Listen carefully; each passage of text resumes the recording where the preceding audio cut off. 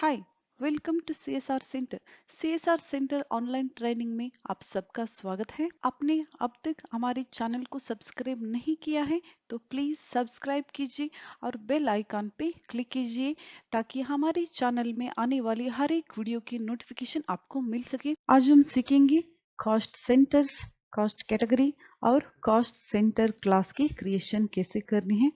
उसके लिए हमें जाना है gateway of tally create option पे, शो मोर पे क्लिक करना है और एंटर। ग्रुप्स और लेडजेस का क्रिएशन हमने किया था लास्ट क्लास में।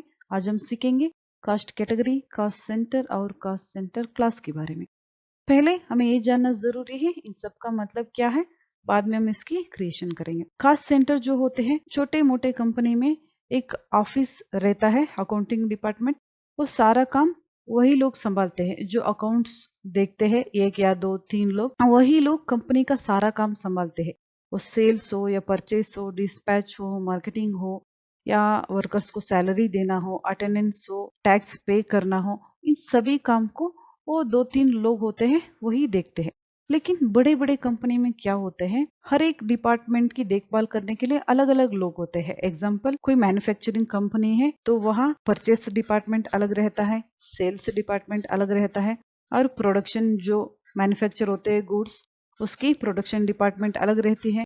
प्रोडक्शन होने के बाद उसकी पैकिंग डिपार्टमेंट और ट्रांसपोर्टेशन डिपार्टमेंट, सेल्स डिपार्टमेंट और परचेस और अकाउंट्स डिपार्टमेंट सबको पेमेंट करने के लिए, और पर्सनल डिपार्टमेंट की वर्कर्स की सैलरी हो या कैंटीन हो, उन लोगों की ईएसआई पीएफ, ऐसे बहुत सारे डिपार्टमेंट रहते हैं बड़े बड़े कंपनी में। क्योंकि बड़े बड़े कंपनी में लाखों लोग काम करते हैं तो एक या दो तीन लोग उसकी मेंटेन नहीं कर सकते। उसके लिए अलग अलग डिपार्टमेंट का होना भी जरूरी है, उस डिपार्टमेंट में अलग अलग लोगों की होना भी जरूरी है। इस तरह से काम चलता है कास्ट सेंटर में। और कास्ट कैटेगरी का मतलब है प्रोडक्शन, मैन्युफैक्चरिंग, पैकिंग, ट्रांसपोर्टेशन, ये सब क्या है, डिपार्टमेंट है। और कंपनी का ब्रांच बहुत सारे जगहों पे है, जैसे दिल्ली, मुंबई, कोलकाता, ऐसे एक क्या है, ब्रांचेस है कास्ट कैटेगरी। और कास्ट सेंटर क्लास का मतलब है अगर हमने पेमेंट हम कर रहे हैं, मतलब पैसा खर्च कर रहे हैं, कौन से डिपार्टमेंट में कितना खर्च कर रहे हैं। एग्जाम्पल, पेमेंट के अंडर आता है ट्रांसपोर्ट। हमारे गुड्स को दूसरे कंपनी में हम ट्रांसपोर्ट कर रहे हैं तो उसके लिए हम कितना पैसा खर्च कर रहे हैं, 30%, 40, 50, 100। फाइनेंस वर्कर्स को पेमेंट देने के लिए, और हमारी कंपनी का बिजनेस की एडवर्टाइजमेंट करने के लिए हम कितना पैसे खर्च कर रहे हैं, ये आता है कॉस्ट सेंटर क्लास के अंडर। आप लोग समझ गए होंगे। तो ठीक है, चलते हैं। पहले हम क्रिएट करेंगे कॉस्ट सेंटर्स की। पहले हमें क्रिएट करना है cost category. Enter, create new पे क्लिक करना है। यहाँ हम क्रिएट करेंगे department. Department, enter, enter, allocate revenue items, yes, allocate non revenue items, no, accept. आप इसी तरीके से ब्रांच का भी क्रिएट कर सकते हो। Branch, allocate revenue items, yes, allocate non revenue items, no, yes। इसी तरीके से आप आपकी कंपनी में जो भी ब्रांचेस होते हैं या कैटेगरीज डिपार्टमेंट आपको क्रिएट करना है, सारा डिटेल्स कंपनी के पास होता है। नेक्स्ट हमें क्रिएट करना है cost centres. Enter, cost centre में हम डिपार्टमेंट के अंडर क्रिएट कर रहे हैं। कौन से डिपार्टमेंट है हमारी कंपनी में, आप यहाँ लिख सकते हो। अगर आपकी कंपनी मैन्युफैक्चरिंग कंपनी है तो यहाँ आपको क्रिएट करना है manufacturing department. Enter, enter, under primary ही रखना है, एंटर और एक्सेप्ट। नेक्स्ट हम क्रिएट करेंगे production department. Production department primary ही रखना है, एंटर और एक्सेप्ट।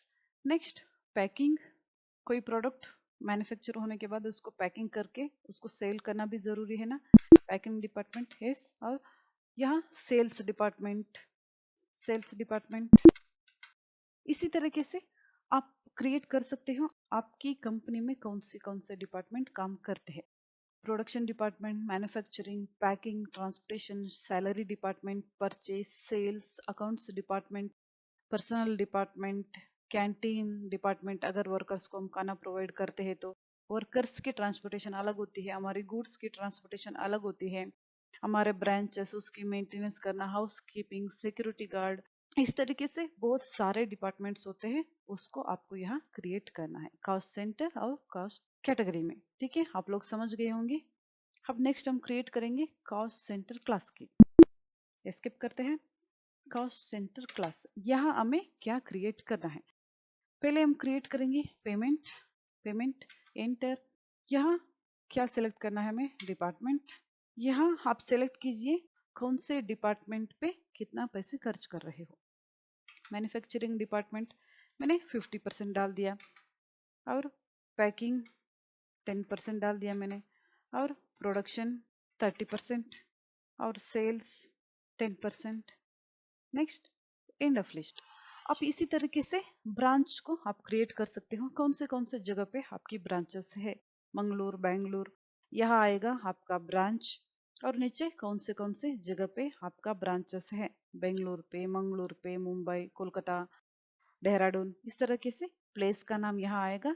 और यहाँ कितने परसेंट के अमाउंट आप उसे खर्च कर रहे हो उस जगह पे, यहाँ सारी ब्रांचेस का नेम आएगा। इस तरीके से आपको कुछ क्रिएट करना है। मैंने क्रिएट किया डिपार्टमेंट।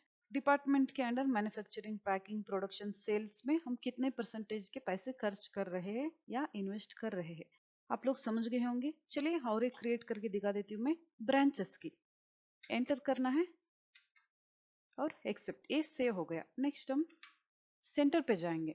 एंटर। यहाँ हमें सेलेक्ट करना है ब्रांचेस। ब्रांच हम क्रिएट करेंगे बेंगलुरु का ब्रांच। बेंगलुरु ब्रांच एंटर, और मंगलुरु एंटर, एंटर। इसी तरीके से आप दूसरे प्लेस की ब्रांच क्रिएट कर सकते हो। आपकी कंपनी का ब्रांच कहाँ कहाँ पे है? इसके कॉस्ट सेंटर क्लास, यहाँ पे हम क्रिएट करेंगे ब्रांच। ब्रांचेस के डिपार्टमेंट हमें ब्रांच सेलेक्ट करना है, और बेंगलुरु ब्रांच कितना खर्च कर रहे हो? 40%। और यहाँ मंगलुरु कितना खर्च कर रहे हो? 60। और एंड ऑफ लिस्ट। इसी तरीके से अगर आपकी कंपनी का दूसरी ब्रांचेस है, आप यहाँ क्रिएट कर लीजिए, और कितने परसेंटेज के अमाउंट हम वहाँ इन्वेस्ट कर रहे हैं या खर्च कर रहे हैं। एंटर और एक्सेप्ट। ये हो गया हमारी cost category, cost centre class की क्रिएशन। आप लोग समझ गए होंगे। नेक्स्ट क्लास में हम क्रिएट करेंगे करेंसीज की। हम दूसरे देश की करेंसी के साथ बिजनेस करते हैं, मतलब हम डॉलर में या यूरो में या पाउंड में अगर हमारा बिजनेस चलता है, तो वहाँ की करेंसी को हमें कैसे क्रिएट करना है टैली में, उसकी एंट्रीज कैसे करनी है, मैं आप लोगों को बताऊंगी नेक्स्ट क्लास में।